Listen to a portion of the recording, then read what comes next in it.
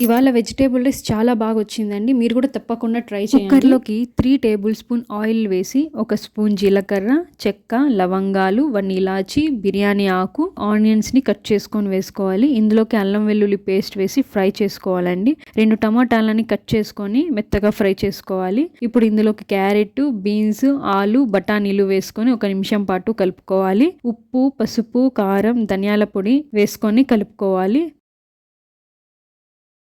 2 గ్లాసుల రైస్ తీసుకున్నానండి నేను. 2 గ్లాసుల రైస్‌కి 4 గ్లాస్ వాటర్ పోస్తే సరిపోతుంది. కొద్దిగా కొత్తిమీర, పుదీనా గుప్పెడు వేసుకొని, గరం మసాలా వేసుకొని, హై ఫ్లేమ్ మీద 2 విజిల్స్ పెట్టుకోవాలి. అంతే అండి. ఎంత సింపుల్ కదా! ఏ మాటకి ఆ మాట అండి. రుచి మాత్రం చాలా బాగొచ్చింది. మీరు కూడా తప్పకుండా ట్రై చేయండి. ఇందులోకి పెరుగు పచ్చడి కానీ, ఆలు కర్రీ కానీ, మసాలా కర్రీ కానీ చాలా బాగుంటుందండి టేస్ట్ అయితే.